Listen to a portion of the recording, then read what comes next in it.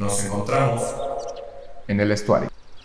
Algo que podemos decir es que ha habido un muy valioso intento por tratar de resolver toda esta cuestión mediante la creación de un Estado palestino independiente, que fueron los acuerdos de Oslo. Y que esto se llevó a cabo, digamos, en los años 90, siendo los protagonistas el premier israelí de aquel entonces, Yitzhak Rabin, junto con Shimon Peres, estando Yasser Arafat por parte de la representación del pueblo palestino. Y pues estos acuerdos de Oslo como que dieron lugar a un primer paso para tratar de crear la infraestructura básica de un futuro Estado palestino independiente.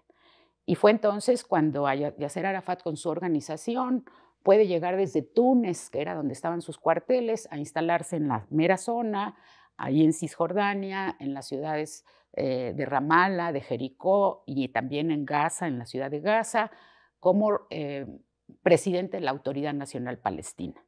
Y entonces aquellos años 93-94 fueron como que los años más prometedores y felices, en donde había como que una sensación de que todo era cuestión de tiempo para que finalmente llegara la paz. Sí, esta escena famosa de Rabin y Pérez con Arafat en la Casa Blanca, con Clinton en medio, que se dan la mano, etc.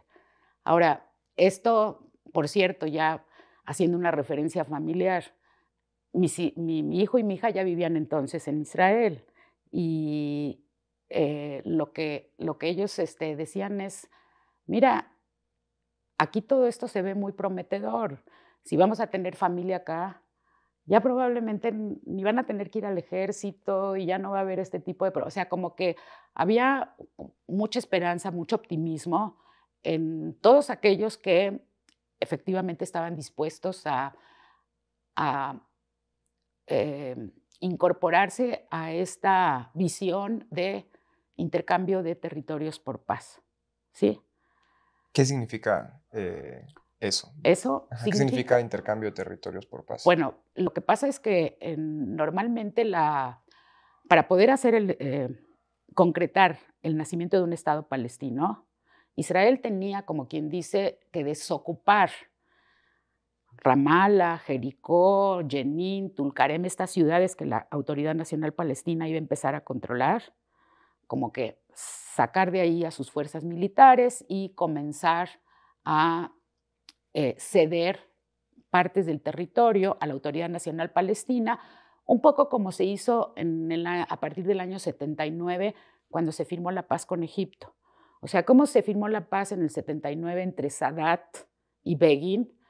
¿A partir de qué concesiones? Bueno, Israel se comprometió, dentro de esta fórmula de territorios a cambio de paz, a devolverle a Egipto toda la península del Sinaí que había conquistado Israel en el 67. Esa era la fórmula territorios a cambio de paz, ¿sí?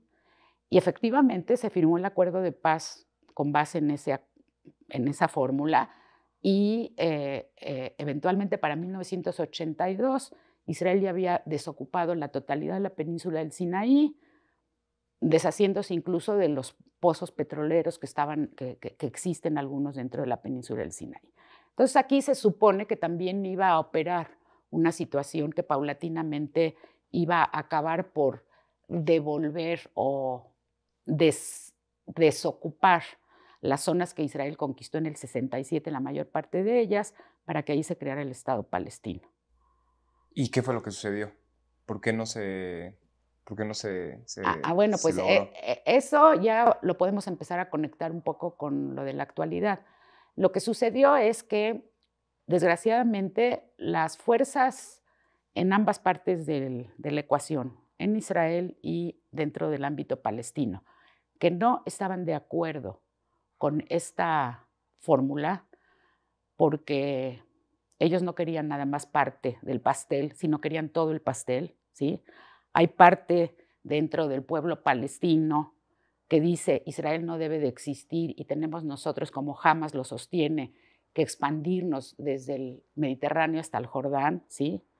Porque aquí no debe de haber judíos, es una profanación del territorio, una blasfemia.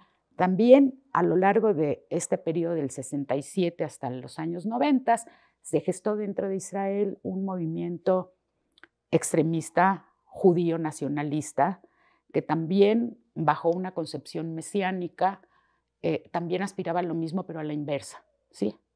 Entonces, hay dos fuerzas que no están de acuerdo con esta ¿Convivencia? con esto que se está gestando dentro del ámbito diplomático internacional, con Pérez y con Rabin y con Arafat mismo. O sea, hay extremistas de los dos lados que están dispuestos a sabotear y a bombardear y a explotar este proceso, y lo consiguen. O sea, ¿cómo lo consiguen? Al poquito tiempo de la firma del acuerdo, a Rabin lo asesinan, un judío extremista, después de una manifestación a favor de la paz, que fue, por supuesto, una escena muy teatral, porque estaba ante la manifestación Yitzhak Rabin con Shimon Peres cantando la canción de la paz, con la letra de la canción que se la guarda en el bolsillo. Y entonces sale termina la manifestación, le disparan y en el pecho muere Rabin y aparece la canción de la paz manchada de sangre. O sea, parecía como de película trágica de Hollywood, ¿no? Entonces, bueno, en ese momento en que se asesina a Rabin por grupos extremistas judíos, también por otro lado el Hamas, que ya está fundado desde más o menos 5 o 6 años antes, como una organización distinta a la OLP, con una agenda fundamentalista religiosa islamista, ¿sí? También se aboca a destruir cualquier posibilidad de paz, porque para el Hamas no es el futuro anhelado, la coexistencia en dos estados, Estado de Israel, Estado judío, Estado árabe-palestino, sino es toda la Palestina, lo que fue la Gran Palestina, para nosotros, o sea, Israel desaparece del mapa. ¿Qué es lo que comienza a hacer Hamas también a partir del 94, 95, inmediatamente después del asesinato de Rabin? Comienza con una campaña de terrorismo suicida a lo largo de esos 5 o 6 meses, en donde explotan camiones y explotan pizzerías y explotan cafeterías y todo esto que la historia está, que se ha repetido varias veces, con la consecuencia de que para el público israelí, que estaba tan contento y tan convencido de que la paz estaba a la vuelta de la esquina, finalmente esto, como es normal que suceda en situaciones como esta, hace que buena parte de la opinión pública ahora sí que cambie de canal y diga, la paz no es posible, vean cómo nos están matando y lo que pasó con la explosión en este autobús y lo que pasó con esto y lo otro. Y a la hora de las nuevas elecciones en mayo, creo que fueron del 95, pues en vez de que gane Shimon Peres, que era el continuador de la política de Rabin de los acuerdos de Oslo, quien gana va a ser Netanyahu, encabezando un partido de derecha que formaba parte del bloque que rechazaba la fórmula de 2 estados, 2 pueblos. O sea, una tragedia griega. Perfecto, justo mi siguiente pregunta, Esther, era sobre Netanyahu, cuál es su historia, cómo asciende al poder, y bueno, ya la respondiste ahí. ¿Cómo se ha mantenido tanto tiempo Netanyahu en el poder? Porque entiendo que llega en este momento en el que se acaba de originar un conflicto, que voltea la perspectiva pública del pueblo de Israel sobre la posibilidad de la paz y asciende al poder. Y ahora, ¿cómo es que se ha mantenido? ¿Qué año fue cuando No, esto fue en 95. 1995. Sí. ¿Ha perdido en algún punto y ha regresado, Sí, lo que cierto? pasa es que él estuvo más o menos del 95 hasta el 98, pero en 98 pierde las elecciones y sube de nueva cuenta el Partido Laborista, que era el partido al que pertenecían Rabin y Pérez.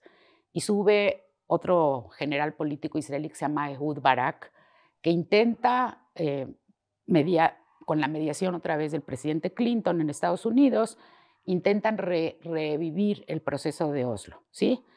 Se reúne Clinton, que hace de esa empresa una de sus objetivos en política exterior más importantes, los reúne otra vez a Arafat y a Ehud Barak, otra vez en Estados Unidos, para tratar de como reencarrilar el proceso de paz.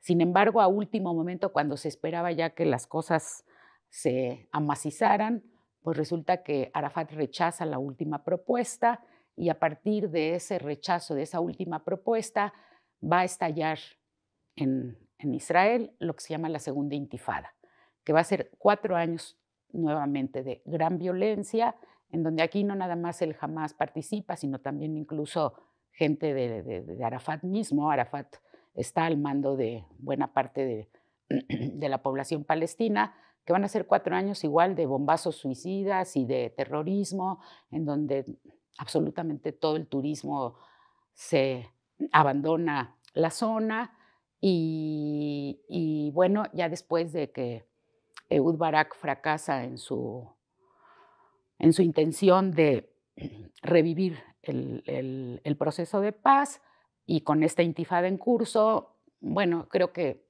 es muy detallado, a lo mejor va a ser muy largo hablar de todo esto, pero llega un general del Likud, también de la misma onda que Netanyahu, otra vez a ser primer ministro, que va a ser Sharon, un general conocido por sus posturas halconas, radicales, promotoras de la creación de asentamientos judíos en territorios palestinos, ¿sí? Que él queda como primer ministro, alguien de la derecha dura, que sin embargo, ante el panorama que surge de toda esta segunda intifada, de la gran pérdida de vidas por todos estos bombazos y de todo este pesimismo y de darse cuenta de que el estar ocupando Gaza, porque Gaza en aquel entonces sí estaba siendo ocupada desde adentro por el ejército israelí, con la presencia incluso de 8,000 colonos judíos que vivían adentro de Gaza. Y Sharon pragmáticamente se da cuenta de que todo esto de estar ocupando Gaza es realmente absurdo, es inútil, es contraproducente y decide desconectarse de Gaza. Se desconecta de Gaza, ¿qué quiere decir? Que finalmente sale el ejército israelí de Gaza y se obliga a los 8,000 colonos judíos que viven allí a salir y abandonar sus invernaderos y sus empresitas que tenían allí, porque con lógica, Sharon dice, muchos de los males vienen de esta ocupación, no podemos seguir manteniendo nosotros a 8,000 colonos judíos y protegiéndolos y cuidándolos cuando hay una población palestina de 2 millones allí, etcétera, etcétera, y dice, nos salimos de Gaza. Y allí hay muchos analistas que dicen que si bien la desconexión fue algo positivo, porque finalmente como que quitó presión a la relación entre palestinos e israelíes, el error que tuvo Sharon fue el que no pactó la salida con una contraparte palestina. Simplemente en el 2005, como quien dice, sacó a su gente, sacó a sus fuerzas militares, cerró la puerta y dijo, háganse bolas, ¿no? Y entonces, a partir de allí, del 2005, es como va a empezar todo un proceso en donde pues, va a haber una especie de competencia entre la fuerza del Hamas y la fuerza de la Autoridad Nacional Palestina, que ya una vez muerto Arafat en el 2004, ya está encabezada en la presidencia por Mahmoud Abbas y que tiene sus cuarteles en Ramallah, que es en Cisjordania. No sé si hasta En aquí. el West Bank. Sí, Sí. el West Bank, Cisjordania, el West. Sí, hasta aquí está más o menos, o ya. Sí. O sea, 2004 ocurre este levantamiento dentro de Gaza, ¿no? No. La intifada es adentro de Israel. Ok. Sí, o sea, los pero salen de Gaza. Salen de Gaza en 2005. Ok. En 2005, sí. En 2004 muere Arafat. En 2005, después de 4 años de intifada, Sharon, el primer ministro israelí, decide salirse de Gaza. Y a partir de 2005 hasta el 2007 hay una especie de competencia por el control de Gaza entre el Hamas y la gente de la Autoridad Nacional Palestina, que tiene fundamentalmente sus cuarteles y su centro de operación en Cisjordania, en el West Bank, Ramallah es, digamos, como que la principal ciudad allí, ¿sí? Entonces, hay incluso una miniguerra civil entre Hamas y las fuerzas de la Autoridad Nacional Palestina en el 2006, después de unas elecciones en donde el Hamas ganó prioridad, ganó más asientos dentro de la legislatura, pero finalmente Hamas expulsa a sangre y fuego a sus correligionarios de la Autoridad Nacional Palestina de Gaza y se queda con el control de Gaza, ¿sí? Claro. Eso es a partir de 2007, en donde Gaza queda gobernada ya oficialmente por el Hamas. De forma un poco autoritaria, ¿no? A través de sangre y fuego, como dices. Bueno, o sea, expulsó a la parte de las huestes de Mahmoud Abbas, de la Autoridad Nacional Palestina, las expulsó, o sea, no estuvo dispuesto a cogobernar Gaza junto con la Autoridad Nacional Palestina, y eso generó una nueva realidad que no, pues, que había sido inexistente en el pasado. O sea, Cisjordania en manos de la Autoridad Nacional Palestina, las partes, las ciudades de Cisjordania, ¿sí? Que estaban en manos de Mahmoud Abbas, y Gaza en manos del Hamas.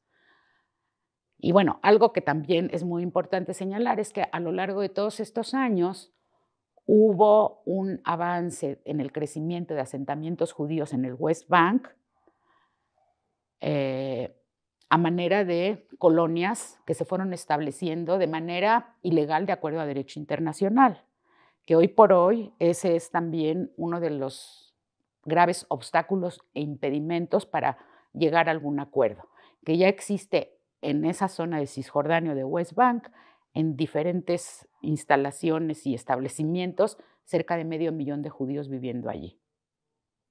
Con lo cual, la partición de la tierra se vuelve cada vez más complicada en un eventual acuerdo a futuro.